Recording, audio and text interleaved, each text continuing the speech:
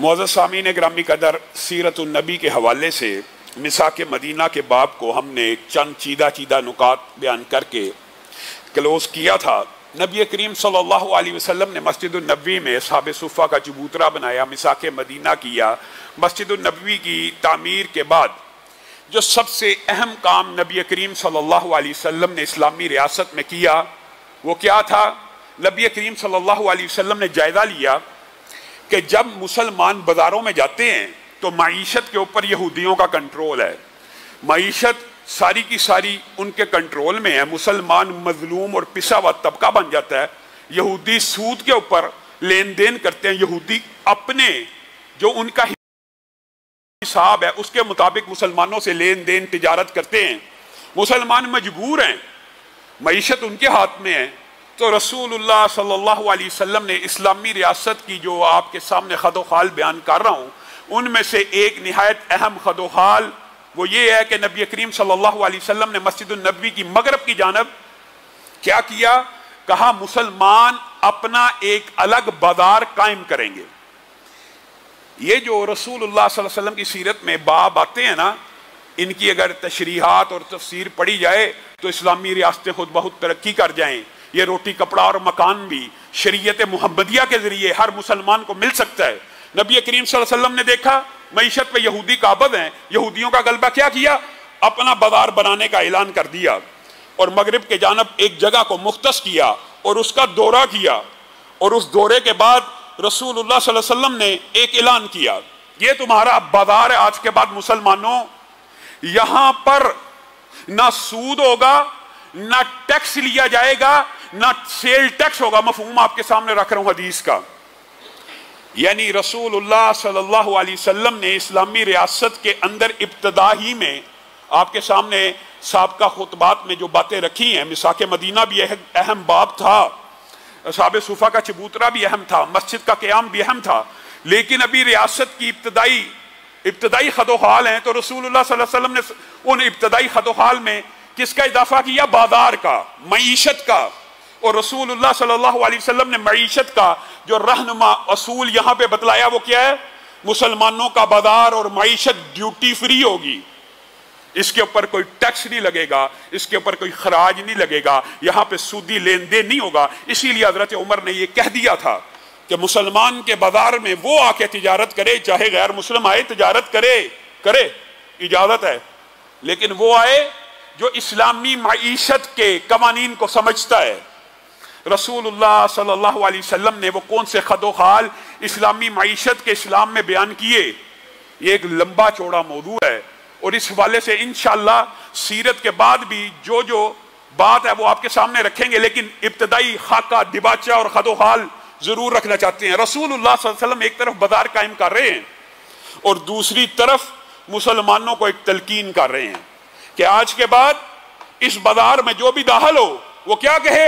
لا الہ الا اللہ وحدہ لا شریک لہ لہ الملک ولہ الحمد یحیی و یمیت وہو حی لا یموت بیدہ الخیر وہو علی کل شیء قدیر۔ یہ کیوں کہہ رہے ہیں؟ ایک طرف بازار قائم کر رہے ہیں، اور آپ کو پتا ہے بازار دنیا کے اندر سب سے بدترین جگہ ہیں، کیونکہ یہ مادیت کی جگہ ہوتی ہیں۔ انسان ان مادیتوں میں، آپ نے اگر رسول اللہ صلی اللہ علیہ وسلم کی حدیث کو سمجھنا ہو تو آپ کسی بڑے سٹور پہ چلے جائیے، میٹرو پہ چلے جائیے، یہ جو بنا ہوا ہے امپوریم مال پہ چلے جائیے، اسی طرح کے مختلف مالز آپ کو شہر میں ملیں گے۔ رسول اللہ صلی اللہ علیہ وسلم 1400 سال قبل بازار کو بدترین جگہ کیوں کہہ رہے ہیں؟ کیونکہ یہ مادہ پرستی کی جگہ ہوتی ہیں، اجازت ہے، مباح ہیں، ظاہر تجارت تو ہونی ہے، لین دین تو ہونا ہے، لیکن رسول اللہ صلی اللہ علیہ وسلم ان کو بدترین اس لیے کہہ رہے ہیں کہ یہ جو لگژریز ہوتی ہیں، انسان مادیت میں مگن ہو جاتا ہے، اس مادیت کے پیچھے بھاگتے بھاگتے ایک وادی سونے کی ہو تو خواہش کرتا ہے دوسری بھی ہو۔ کیوں؟ یہ بازار انسان کو اٹریکٹ کرتے ہیں، وہاں پہ فلاں چیز پڑی ہے، وہاں پہ فلاں آئٹم پڑی ہے، وہ فلاں کے گھر میں موجود ہے، میرے گھر بھی ہونی چاہیے، مسابقت شروع ہو جاتی ہے۔ یہ بازار انسان کو اس طرف ضرور لے کے جاتے ہیں، اسی لیے ابتدا کیا کی کہ جو بھی داخل ہو یہ پڑھ کے داخل ہو۔ میں آپ کو آج یہ بات بھی کہنا چاہتا ہوں، کئی باتیں کچھ ثقیل ہوتی ہیں لیکن ہو سکتا ہے اس سے کسی کو ہدایت مل جائے۔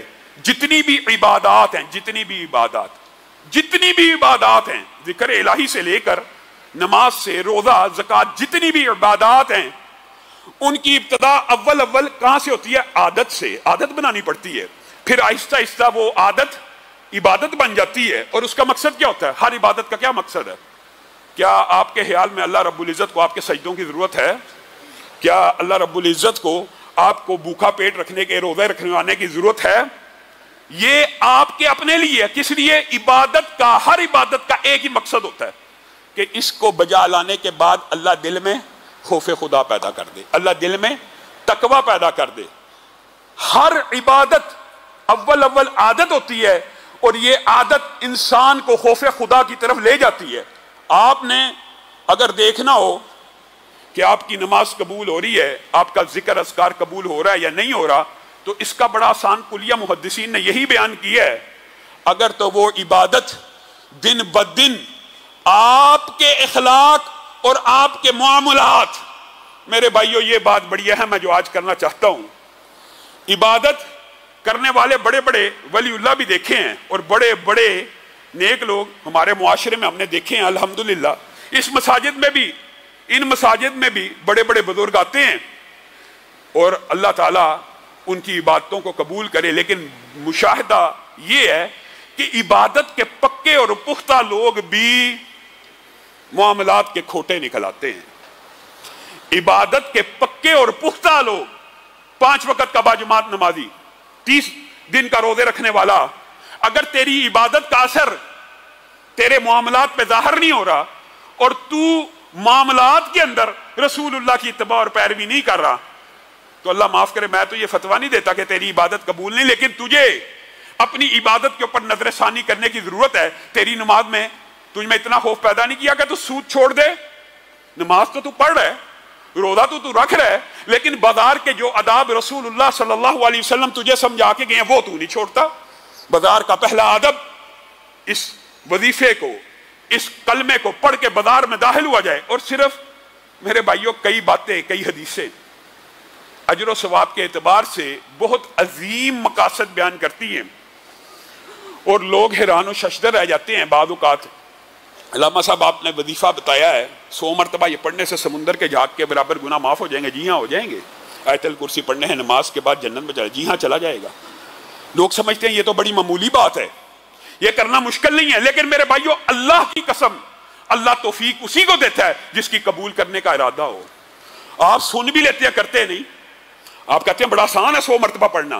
कितने लोग हैं जो हर रोज पढ़ते हैं? वो देखें ना, वो बताएं। आसान तो है लेकिन अपनाया है। ये एक कलमा जो बाजार में दाखिल होने से पहले पढ़ लेगा, नबी करीम सल्लल्लाहु अलैहि वसल्लम ने फरमाया 10 लाख नेकियों का इजाफा उसके नामा माल में हो जाएगा एक मरतबा पढ़ने। कौन पढ़ता है? ये उसी को तौफीक होगी जिसकी 10 लाख नेकियां अल्लाह ने लिखने का इरादा किया होगा।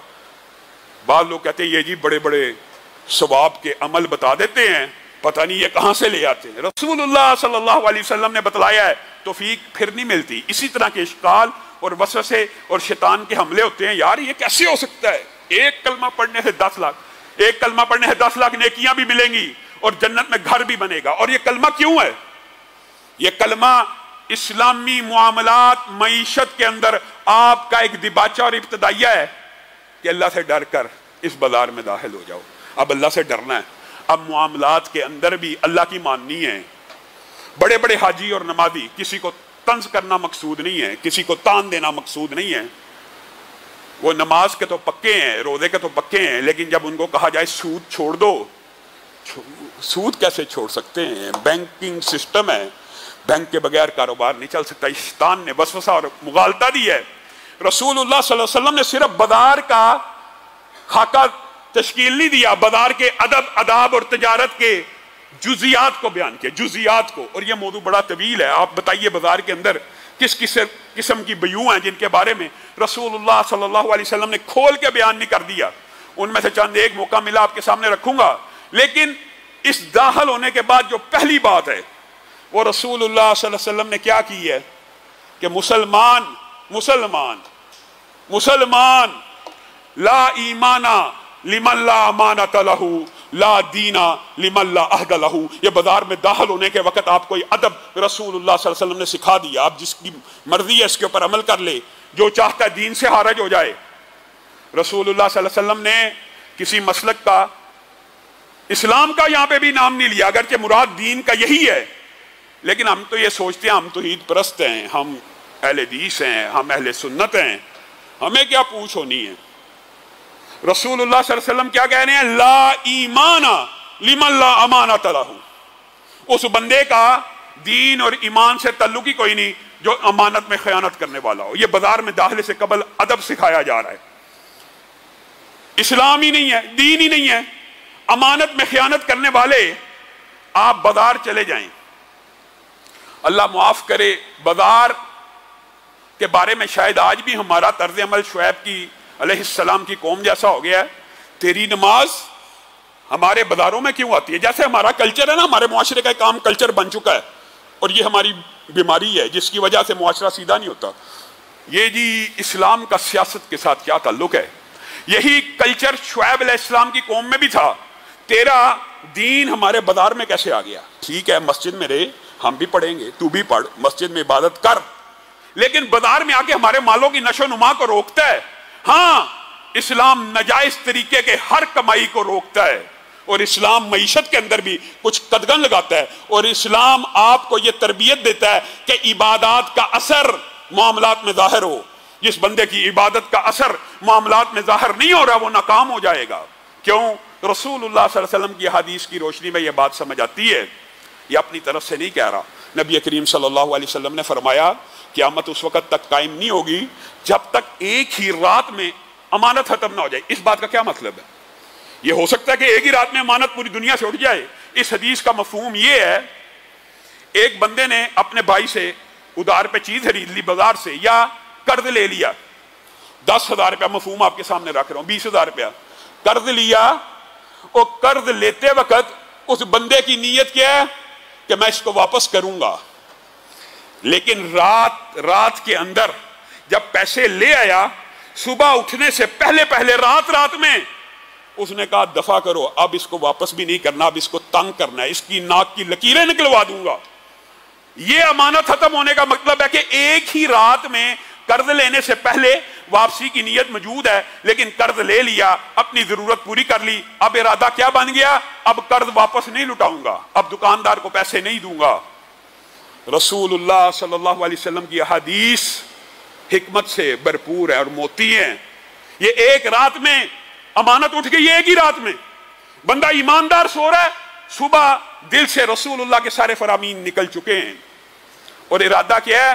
اور یہ بھی بات سن لیجیے، بات آئی ہے ضمنی طور کے اوپر. تو رسول اللہ صلی اللہ علیہ وسلم، ایک دعا یہ ہے جو آپ کہتے ہیں علامہ صاحب آپ کر دیں، ایک دعا یہ ہے جو ہم اپنے بزرگ نمازیوں سے کہتے ہیں کہ آپ کر دیا کریں ہمارے لیے. یہ کرنا جائز ہے، یہ مسلمانوں کا ایک دوسرے کے لیے دعا مانگنا جائز ہے.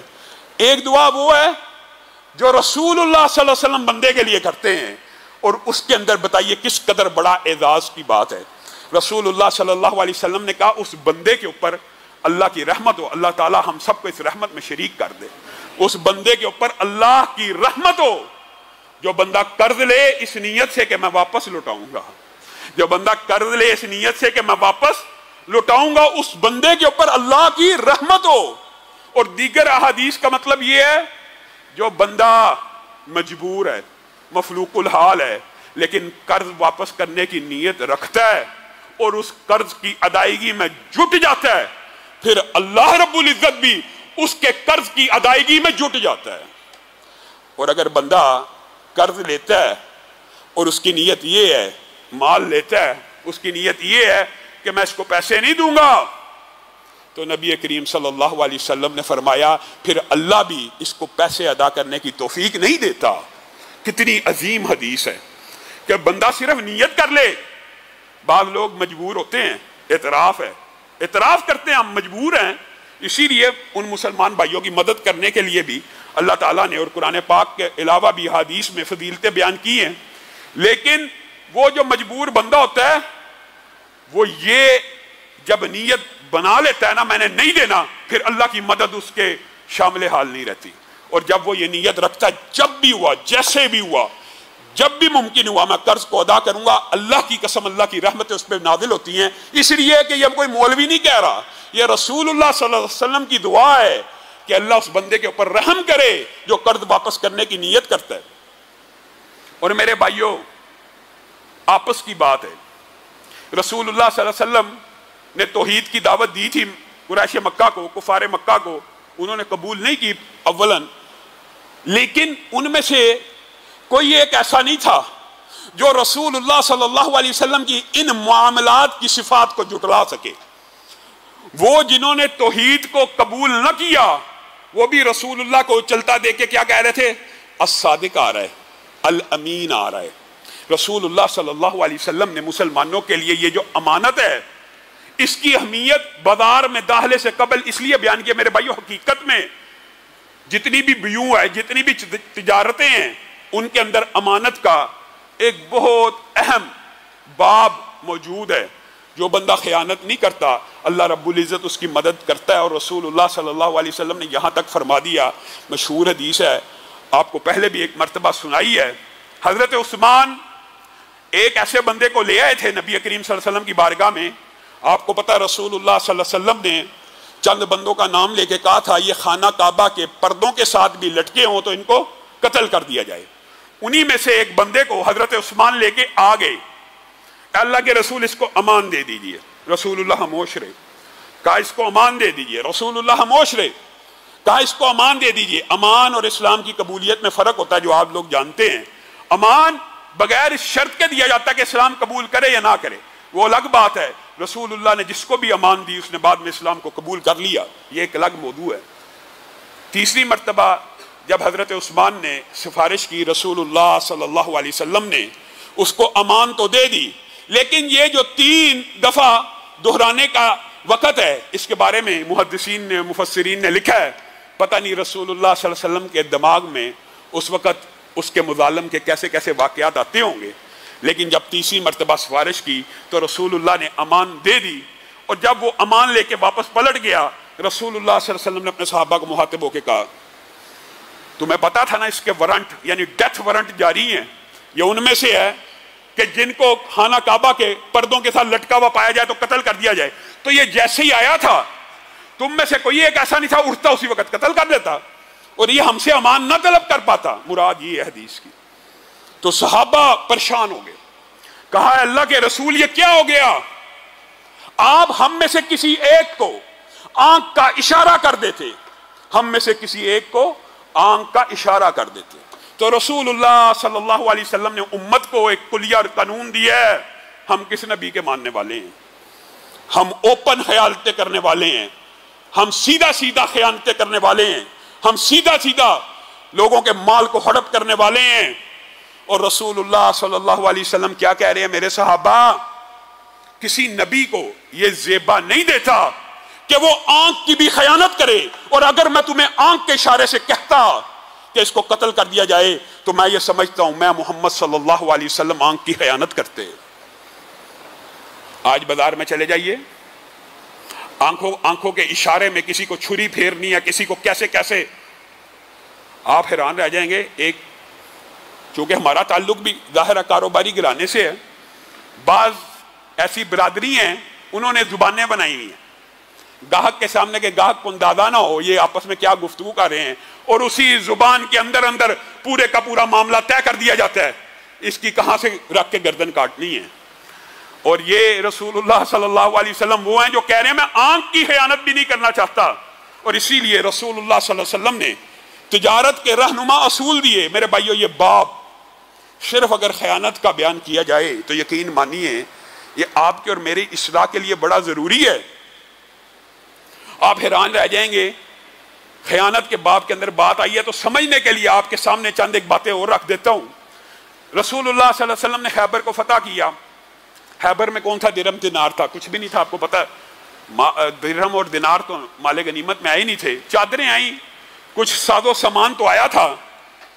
تو رسول اللہ صلی اللہ علیہ وسلم کے پاس ایک خادم کا جنازہ لایا گیا, کہا اس کا جنازہ پڑھا دیجئے, یہ جنت میں چلا گیا, مارکے میں شریک تھا. رسول اللہ صلی اللہ علیہ وسلم نے کہا تم کہتے ہو یہ جنت میں چلا گیا, جبکہ میں محمد صلی اللہ علیہ وسلم اللہ کے حکم سے دیکھ رہا ہوں کہ اس کے اوپر ایک چادر ہے جو مال غنیمت میں سے اس نے چرائی ہے اور ہمیں اطلاع نہیں دی.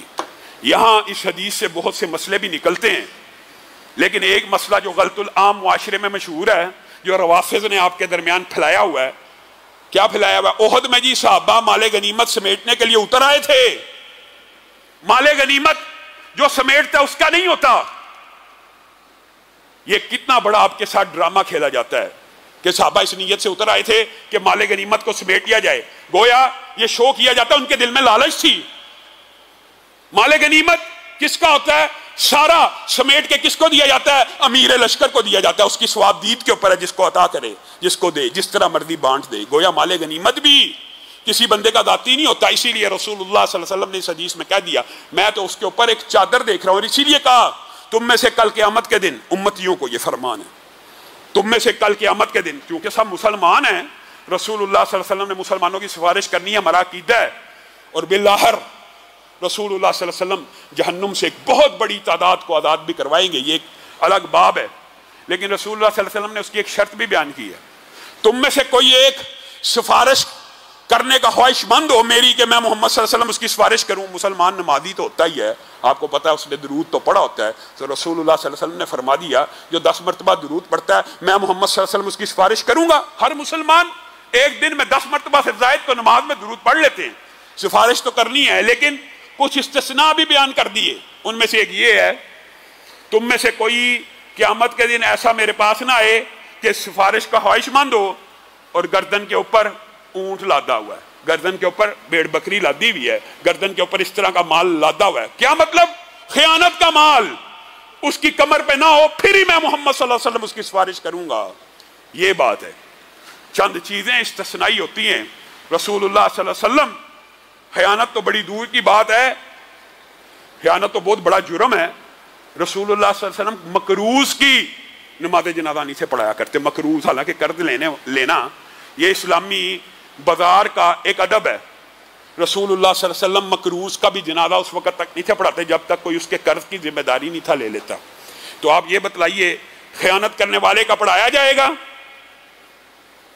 خیانت کرنے والے کے بارے میں رسول اللہ صلی اللہ علیہ وسلم کیا سفارش کریں گے؟ یہ آپ کو اور مجھے مغالطہ ڈالا گیا ہے. اور اسی لیے حضرت عبداللہ ابن مسعود نے یہ بات بیان کی ہے. اور جب صحابی کوئی آخرت کا واقعہ بیان کرتا ہے تو یہ بات حکماً مرفوع ہوتی ہے. اس بات کا مطلب یہ ہے کہ اس نے لا محالہ نبی کریم سے سنی ہے، کیونکہ اس کے اوپر وحی تو نہیں آئی.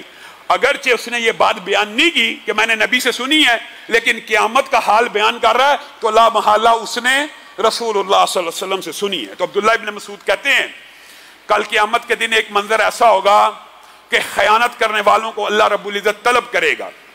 اور یہ ڈرنے کی حدیث ہے، حکماً مرفوع ہے. اور اس کا مفہوم یہ ہے بہنوں کی وراثت کھانے والا حقی ہے نا، خیانت ہے. مال تجارت دھوکے سے حاصل کرنے والا خیانت ہے.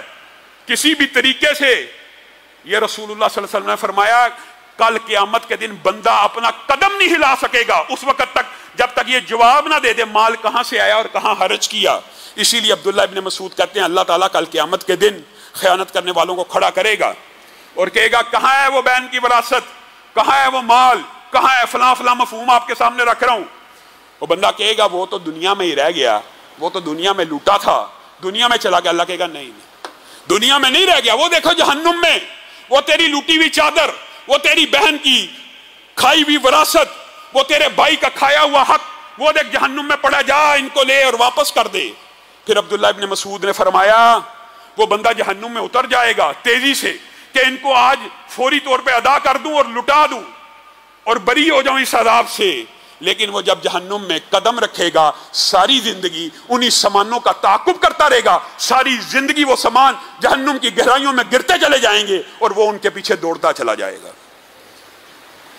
نبی کریم صلی اللہ علیہ وسلم نے فرمایا خیانت اتنا بڑا جرم ہے کہ 2 کیسز کل قیامت کے دن آئیں گے جن میں اللہ رب العزت مدعی ہوگا. کون مدعی ہوگا؟ اللہ مدعی ہوگا. ایک تو یہ ہے کہ آپ اٹھیں گے، میں اٹھوں گا، مجھے فلاں بندے نے گالی نکالی تھی، اللہ میں نے جواب نہیں تھا دیا، میں مدعی ہوں. ایک تو یہ ہے کیس، ایک تو یہ کیس اللہ فلاں بندے نے میرا اتنا پیسہ دینا، میں مدعی ہوں، آج مجھے اس کے بدلے میں نیکیاں دی جائیں. یہ تو انسان ایک دوسرے کے اوپر دعویٰ کریں گے، لیکن حدیث کے الفاظ یہ ہیں 2 کیسز ایسے ہوں گے جن میں مدعی اللہ ہوگا. اللہ ہوگا. اب بتائے جس دعوے کو اللہ قائم کرے گا وہ مقدمہ ہارا جا سکتا؟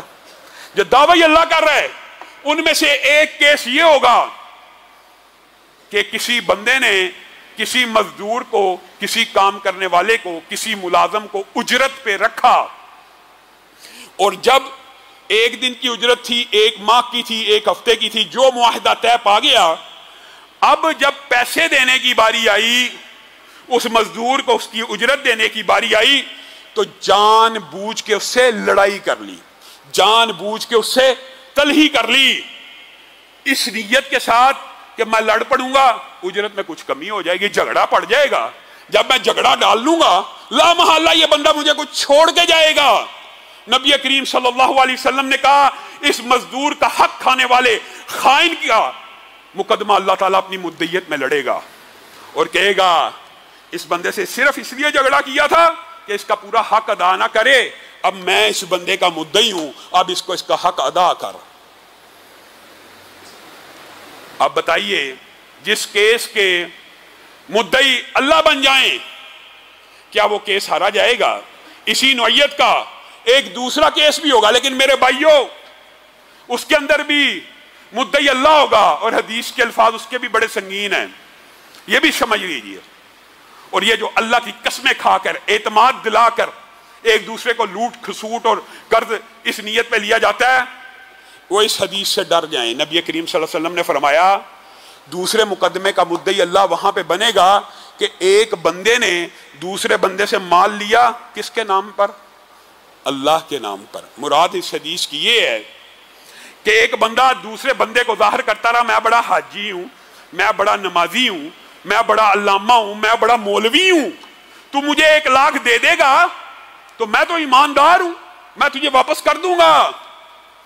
حدیث کے الفاظ یہ ہیں جو اللہ کے نام پہ خیانت کرے، یعنی بندے کے دل میں یہ بات ڈال کے مال لوٹے. اور بالعموم آپ معاشرے میں دیکھ لیں آج یہ طرز عمل عام ہے، بڑے بڑے گھاک کاروباری بھی اس معاملے میں دھوکہ کھا جاتے ہیں. یار یہ بندہ بڑا نیک ہے، یہ بندہ بڑا نمازی ہے، اس کے ساتھ میں کاروبار کر لیتا ہوں، یہ مجھے دھوکہ نہیں دے گا. اس بنیاد پہ کاروبار ہوتے ہیں مارکیٹ میں، اور نیکی اور دین اور داڑھی اور تقوی کی بنیاد کے اوپر لوگ کسی کو پیسے دے دیتے ہیں، یہ ایک عام بات ہے. نبی کریم صلی اللہ علیہ وسلم نے فرمایا اس بندے کا مقدمہ اللہ لڑے گا کیونکہ اس بندے نے اس بندے کو اللہ کے نام پہ دھوکہ دیا ہے، اور اس کے ذہن میں یہ مغالطہ ڈالا کہ میں حاجی صاحب ہوں، میں مولوی صاحب ہوں، میں جی اللہ سے بڑا ڈرنے والا ہوں، تو میں اس بندے کے پیسے نہیں کھاؤں گا. جو بندہ اس طرح کسی کے پیسے مارتا ہے اللہ رب العزت اس مقدمے کا مدعی بن جائے گا. یہ ایک طویل باب ہے لیکن کوشش کریں گے اگلے خطبے کے اندر جو تجارتی اقسام اور جو باتیں رہ گئی ہیں وہ آپ لوگوں کے سامنے رکھی جائیں، اور جو اقسام تجارت کی حرام ہے مختصر اس کا حد و حال بیان کیا جائے گا. ان میں سے آپ کو پتا سود ایک اتنا بڑا جرم ہے، اتنا بڑا جرم ہے، اس کو بھی بیان کریں گے کہ 1 درہم سود کا کھانے والا، اللہ کی قسم اتنی ڈرنے کی بات ہے لیکن ہم نے اس کو بڑا آسان لیا ہوا ہے، بڑا آسان ہے. آج کل سب سے آسان یہی ہے، سگی ماں کے ساتھ برائی کرنے کے 36 مرتبہ گناہ سے زیادہ بڑا جرم ہے، لیکن ہم سمجھتے ہیں یہ کوئی جرم ہی نہیں ہے. اللہ رب العزت ہمیں خیانت سے، حرام تجارت سے، حرام مال کمانے سے محفوظ فرمائے.